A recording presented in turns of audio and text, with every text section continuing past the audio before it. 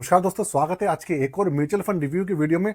आज मैं आपके लिए एक नया फंड ढूंढ के लाया हूं जिसका नाम है महिंद्रा मैन्युलाइफ स्मॉल कैप फंड। इसका रिव्यू मैंने अभी तक करा नहीं है। मेरे पास रिक्वेस्ट काफी आ रही थी, काफी लोगों ने इसके अंदर लमसम किया हुआ है, एसआईपी की हुई है। तो भैया वो जानना चाहते हैं कि एक्चुअल में इसका हाल कैसा चल रहा है, इसका एनालिसिस जानना चाहते हैं, इसके बारे में A to Z सारी इंफॉर्मेशन देखना चाहते हैं। तो उन्हीं सब चीजों को देखते हुए मैं इसका कंप्लीट एनालिसिस लेके आपके सामने हाजिर हो गया हूँ। दोस्तों, चैनल पे पहली बार आए हैं तो चैनल को सब्सक्राइब कर दीजिएगा, बेल के आइकन को दबा दीजिएगा और साथ में एक प्यारा सा कमेंट कर दीजिएगा। और एक बात ध्यान रखिएगा, ये जो वीडियो है, जितनी भी एनालिसिस की वीडियोस होती हैं, ये किसी भी तरीके का रिकमेंडेशन नहीं है।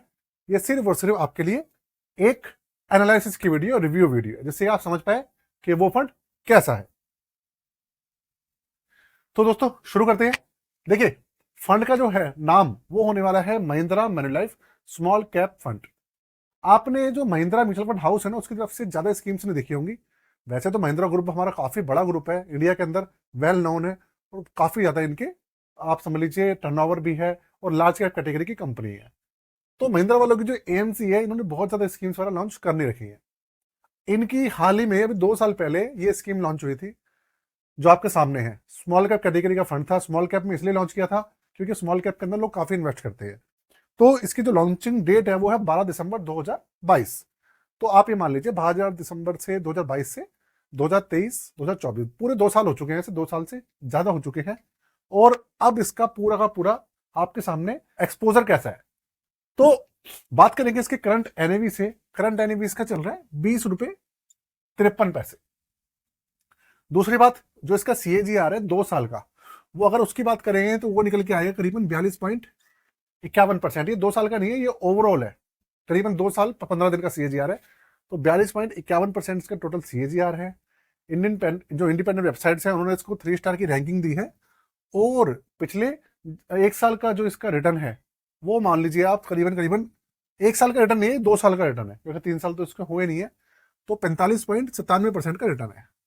तो देखिए, इस तरीके से अगर आप देखेंगे, पिछले 1 साल का रिटर्न देख लीजिए, 2 साल का रिटर्न देख लीजिए, 1.5 साल का रिटर्न देख लीजिए, आपको करीबन करीबन वो 30% से ऊपर ही नजर आ रहा है अभी तक। आगे चले, बात करें इसके बेंचमार्क की, तो देखिए इसका जो बेंचमार्क है वो है हमारा BSE स्मॉल कैप 250 TRI। आपको पता ही है इंडेक्स कौन सा है हमारा, बॉम्बे स्टॉक एक्सचेंज का। जो 250 हमारी स्मॉल कैप कैटेगरीज हैं, कैटेगरीज की जो कंपनीज हैं वो सारी इसके अंदर लिस्टेड है, वो इसका बेंचमार्क है। लेकिन ये एक इंडेक्स फंड नहीं है, ये आपका एक एक्टिव फंड है। बात करेंगे एक्सपेंसिव रेशियो की, वो है 0.44%। कोटक, बंधन और आपका टाटा, इन तीनों के बाद एक्सपेंसिव रेशियो किसी का है तो इसी का ही कम है, 0.44% है। दूसरे फंड से काफी कम है, जैसे एसबीआई हो गया, निप्पन हो गया हमारा, और आपका दूसरा उसके अलावा क्वांट हो गया, इन सबसे कम है इसका एक्सपेंसिव रेशियो। आगे एग्जिट लोड भी कम है, 1% है, वो भी सिर्फ 3 महीने तक। मतलब अगर 90 दिन से पहले पैसा, अगर आप खुश नहीं है, आपको लगता है कि भैया जिस तरीके से रिटर्न मिलने चाहिए उस तरीके से नहीं मिल रहे और आप एग्जिट करते हैं, तो आपके ऊपर 90 दिन से पहले एग्जिट रूल लगेगा। 90 दिन के बाद 0% रहने वाला है, ये भी एक अच्छी बात है। जो इसका AUM है टोटल, वो है 4,270 करोड़ रुपए। देखिए, AMC के हिसाब से, फंड के हिसाब से जो AUM है वो भी ठीक ठाक है, 4,270 करोड़ का AUM इसके अंदर है। वही बात लमसम, मिनिमम लमसम 1,000 से शुरू हो जाता है और मिनिमम SIP जो है वो 500 रुपए से शुरू हो जाती है। अब थोड़ा सा इसके रिटर्न्स के बारे में सुन लेते हैं, रिटर्न्स को समझने की कोशिश करते हैं कि 6 महीने 3 महीने का रिटर्न कैसा रहा है, जिससे कि आपको सारी चीजें समझने में थोड़ी हेल्प लगेगी। 2 साल का रिटर्न मैं आपको ऑलरेडी बता ही चुका हूँ, 45.97% है। उससे ज्यादा डाटा भी अवेलेबल नहीं है। 1 साल का भी मैं आपको बता ही चुका हूँ, 31.74%, 30% से ज्यादा है। पिछले 6 महीने में इसने माइनस में रिटर्न दिया है, माइनस में 6.80%, तकरीबन 7% आप मान सकते हैं, इसके आसपास माइनस में रहा है। और 3 महीने में जो है प्लस में 3.27% इसने रिटर्न दिया है। अगर आप पूछे कि भाई पिछले 1 महीने में कितना रिटर्न दिया है, तो मैं आपको 1 महीने का ये बता देता हूँ। 1 महीने में इसने जो है ये करीबन करीबन 3% के आसपास का रिटर्न दिया है। ठीक, तो भाई ये सारी की सारी चीजें हैं इसकी। और और बात करें इसके पोर्टफोलियो की, तो पोर्टफोलियो आप अच्छे से समझिएगा कि इसके अंदर कौन कौन सी कंपनीज है, कौन कौन से नववर्ष की हार्दिक शुभकामनाएं। और जिन भाइयों ने अभी तक चैनल को सब्सक्राइब नहीं करा, प्लीज भाई एक बार चैनल को सब्सक्राइब कर लीजिए। आगे चलते हैं। देखिए, 95% पैसा इक्विटी के अंदर है और 5% पैसा इन्होंने होल्ड किया हुआ है कैश में, जैसे कि विड्रॉ वगैरह कोई करता है तो देने में आसानी हो। टोटल 74 स्टॉक्स है इसके अंदर, जिसके अंदर इन्वेस्टमेंट किया हुआ है, और मैक्सिमम जो पैसा है वो मिड कैप में और स्मॉल कैप कंपनीज में लगा हुआ है। आगे चलते हैं। आगे इसमें जो टोटल सेक्टर्स हैं, 10 सेक्टर्स के अंदर कंपनियां हैं, मतलब जितनी भी कंपनीज हमारी 10 सेक्टर को बिलोंग करती हैं। मैक्सिमम वाली सारे सेक्टर्स में इंक्लूड हो जाते हैं। रिलायंस इंडस्ट्री, सेंचुरी टेक्सटाइल, अनंत राज, पीसीबीएल, ग्रासिम, गेल इंडिया, कुछ लार्ज कैप भी हैं और कुछ मिड कैप और कुछ स्मॉल कैप है। ये मिली जुली कंपनीज है इसके अंदर। ठीक, तो इस तरीके का इसका पोर्टफोलियो है दोस्तों। अब बात करते हैं इसके आपके प्रोस की और कॉन्स की, जिससे कि आपको बेहतर हो, मतलब थोड़ा समझने में बेहतर होगा। भाई प्रोस और कॉन्स आपको पता चल जाता है कि भाई इसकी अच्छाई क्या है, बुराई क्या है। देखिए कॉन्स की मैं बात करूंगा। कॉन्स देखिए 2 साल पुराना फंड है, तो 2 साल के अंदर इतना ज्यादा हिस्टोरिकल डाटा देखने को नहीं मिलता जो इससे कि आप और ज्यादा लंबा कुछ उसके बारे में जान पाए।